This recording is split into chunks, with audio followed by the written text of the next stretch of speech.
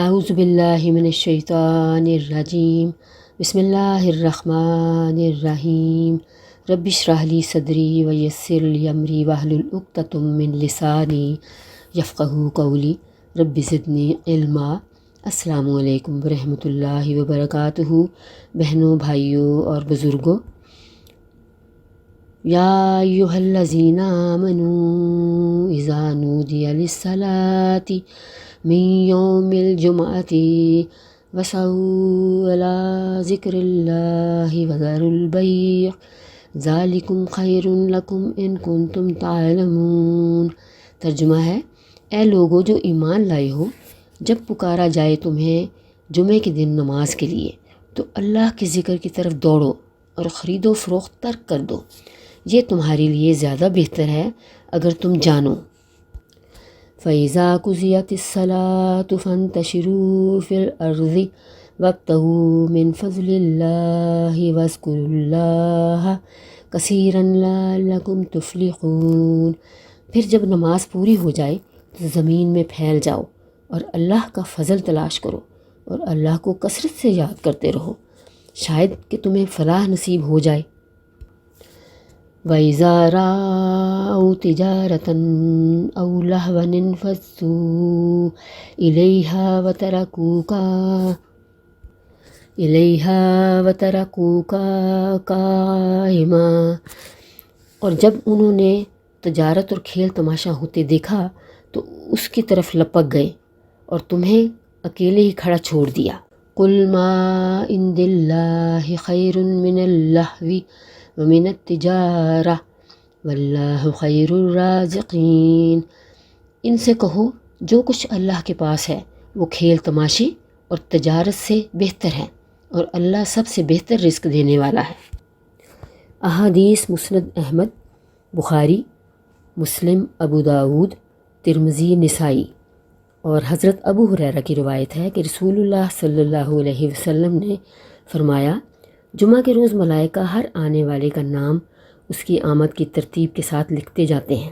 جب امام خطبہ دینے کے لیے نکلتا ہے تو وہ نام لکھنے بند کر دیتے ہیں اور ذکر یعنی خطبہ سننے میں لگ جاتے ہیں۔ ان احادیث سے معلوم ہوا کہ ذکر سے مراد خطبہ ہے، اور خود قرآن نے اس طرف اشارہ فرمایا ہے۔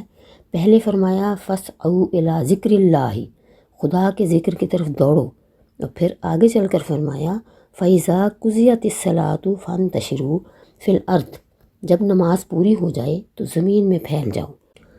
اللہ کے ذکر کی طرف دوڑو کا مطلب یہ نہیں ہے کہ بھاگتے ہوئے آؤ، بلکہ اس کا مطلب یہ ہے کہ جلدی سے جلدی وہاں پہنچنے کی کوشش کرو۔ یعنی آدمی اذان کی آواز سن کر فوراً مسجد پہنچنے کی فکر میں لگ جائے۔ اور معاملہ صرف اتنا ہی نہیں ہے، حدیث میں بھاگ کر نماز کے لیے آنے کی صاف ممانعت وارد ہے۔ صحیح بخاری، حضرت ابو ہریرہ کی روایت ہے کہ رسول اللہ صلی اللہ علیہ وسلم نے فرمایا، جب نماز کھڑی ہو تو اس کی طرف سکون و وقار کے ساتھ چل کر آؤ، بھاگتے ہوئے نہ آؤ۔ پھر جتنی نماز بھی مل جائے اس میں شامل ہو جاؤ، اور جتنی چھوٹ جائے اسے بعد میں پورا کر لو۔ ابو قتادہ انصاری فرماتے ہیں کہ ایک مرتبہ ہم حضور کے پیچھے نماز پڑھ رہے تھے کہ یکایک لوگوں کی بھاگم بھاگ کر چلنے کی آواز آئی۔ نماز ختم کرنے کے بعد حضور نے ان لوگوں سے پوچھا، یہ کیسی آواز تھی؟ ان لوگوں نے عرض کیا کہ ہم نماز میں شامل ہونے کے لیے بھاگ کر آ رہے تھے۔ فرمایا، ایسا نہ کیا کرو، نماز کے لیے جب بھی آؤ پورے سکون کے ساتھ آؤ، جتنے مل جائے اس کو امام کے ساتھ پڑھ لو، باقی بعد میں پوری کر لو۔ بخاری و مسلم کی متفقہ حدیث ہے۔ خرید و فروخت چھوڑ دو کا مطلب ہے صرف خرید و فروخت چھوڑنا ہی نہیں ہے، بلکہ نماز کے لیے جانے کی فکر ہے اور اہتمام کے سوا ہر دوسری مصروفیات چھوڑ دینا ہے۔ بیع کا ذکر خاص طور پر صرف اس لیے کیا گیا ہے کہ جمعہ کے روز تجارت خوب چمکتی تھی، آس پاس کی بستیوں کے لوگ سمٹ کر ایک جگہ جمع ہو جاتے تھے، تاجر بھی اپنا مال لے کر وہاں پہنچ جاتے تھے، لوگ بھی اپنی ضرورت کی چیزیں خریدنے میں لگ جاتے تھے۔ لیکن ممانعت کا حکم صرف بیع تک ہی محدود نہیں ہے، بلکہ دوسرے تمام مشاغل بھی اس کے تحت آ جاتے ہیں، تو اس لیے ہر طرح کا کاروبار حرام ہے۔ رسول اللہ صلی اللہ علیہ وسلم نے جمعہ کی سخت ترین تاکید کی ہے اور اسے صاف الفاظ میں فرض قرار دیا ہے۔ حضرت عبداللہ بن مسعود کی روایت ہے کہ حضور نے فرمایا، میرا جی چاہتا ہے کہ کسی اور شخص کو اپنی جگہ نماز پڑھانے کے لیے کھڑا کر دوں اور جا کر ان لوگوں کے گھر جلا دوں جو جمعہ کی نماز پڑھنے کے لیے نہیں آئے۔ مسند احمد بخاری۔ حضرت ابو ہریرہ اور حضرت عبداللہ بن عباس اور حضرت عبداللہ بن عمر کہتے ہیں کہ ہم نے جمعہ کے خطبہ میں حضور کو یہ فرماتے سنا ہے، لوگوں کو چاہیے کہ جمعہ کو چھوڑنے سے باز آ جائیں، ورنہ اللہ ان کے دلوں پر ٹھپا لگا دے گا اور وہ غافل ہو کر رہ جائیں گے۔ مسند احمد، مسلم، نسائی۔ حضرت جابر بن عبداللہ، حضرت عبداللہ بن ابی اوفا کی روایات میں حضور کے جو ارشادات منقول ہوئے ہیں، ان سے معلوم ہوتا ہے کہ جو شخص کسی حقیقی ضرورت اور جائز عذر کے بغیر محض لاپرواہی کی بنا پر مسلسل 3 جمعے چھوڑ دے، اللہ اس کے دل پر مہر لگا دیتا ہے۔ بلکہ ایک روایت میں تو یہ الفاظ ہیں کہ اللہ اس کے دل کو منافق کا دل بنا دیتا ہے۔ اللہ توبہ، استغفر اللہ۔ مسند احمد، ابو داود، نسائی، ترمذی، ابن ماجہ، دارمی، ان تمام احادیث کے مطابق حضرت جابر بن عبداللہ کہتے ہیں کہ حضور نے فرمایا، آج سے لے کر قیامت تک جمعے کا دن تم لوگوں پر فرض ہے۔ اگر اس کو کسی نے معمولی چیز سمجھ کر یا اس کا حق نہ مان کر اسے چھوڑ دیا، خدا اس کا حال درست نہ کرے، نہ اسے برکت دے۔ خوب سن رکھو، اس کی نماز نماز نہیں، اس کی زکوٰۃ زکوٰۃ نہیں، اس کا حج حج نہیں، اس کا روزہ روزہ نہیں، اس کی کوئی نیکی نیکی نہیں جب تک کہ وہ توبہ نہ کر لے۔ پھر جو توبہ کر لے اللہ اسے معاف فرمانے والا ہے۔ حضرت عبداللہ بن عمرو بن عاص کی روایت ہے، حضور نے فرمایا، جمعہ ہر اس شخص پر فرض ہے جو اس کی اذان سنے۔ ابو داود۔ جابر بن عبداللہ اور ابو سعید خدری رضی اللہ تعالیٰ عنہ کہتے ہیں کہ آپ نے خطبہ میں فرمایا، جان لو کہ اللہ نے تم پہ نماز جمعہ فرض کی ہے، اور البتہ آپ نے عورت، بچے، غلام، مریض اور مسافر کو اس فرضیت سے مستثنیٰ قرار دیا ہے۔ حضرت حفصہ کی روایت ہے، حضور نے فرمایا، جمعہ کے لیے نکلنا ہر بالغ پر واجب ہے۔ نسائی کے مطابق حضرت طارق بن شہاب کی روایت میں آپ کا ارشاد یہ ہے کہ جمعہ ہر مسلمان پر جماعت کے ساتھ پڑھنا واجب ہے، سوائے غلام، عورت، بچے اور مریض کے۔ ابو داؤد، حاکم۔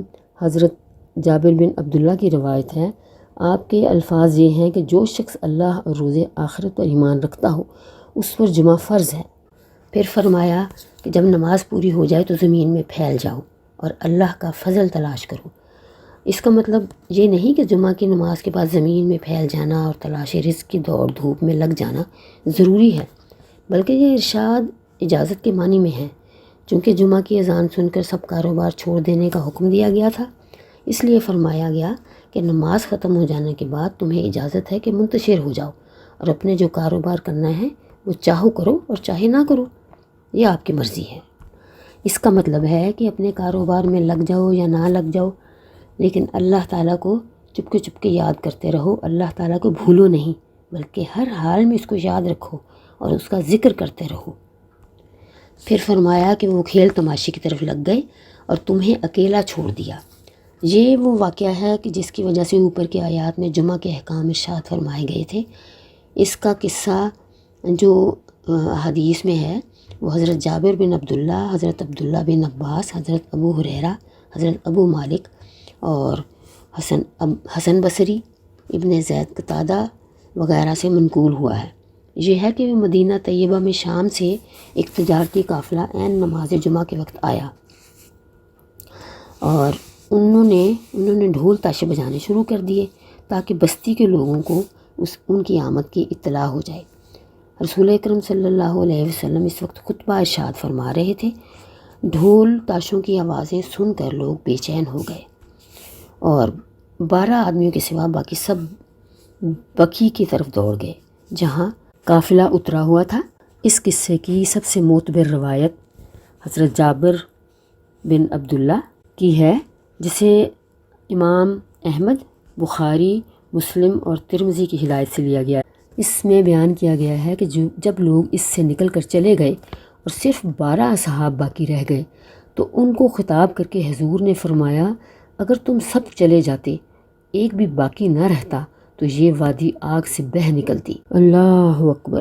حضور صلی اللہ علیہ وسلم خطیبوں کو بھی ہدایت فرمائی تھی انہوں نے کہ لمبے لمبے خطبے دے کر لوگوں کو تنگ نہ کریں۔ آپ خود بھی مختصر خطبہ ارشاد فرماتے تھے اور نماز بھی زیادہ لمبی نہیں پڑھاتے تھے۔ حضرت جابر بن سمر کہتے ہیں کہ حضور طویل خطبہ نہیں دیتے تھے، وہ بس چند مختصر کلمات ہوتے تھے۔ ابو داؤد حضرت عبداللہ بن ابی اوفا کہتے ہیں کہ آپ کا خطبہ نماز کی بنسبت کم ہوتا تھا اور نماز اس سے زیادہ طویل ہوتی تھی۔ نسائی حدیث حضرت عمار بن یاسر کی روایت ہے کہ آپ نے فرمایا آدمی کی نماز کا طویل ہونا اور خطبے کا مختصر ہونا اس بات کی علامت ہے کہ وہ دین کی سمجھ رکھتا ہے۔ مسند احمد مسلم تقریباً یہی مضمون ان کی حدیث میں بھی ہے۔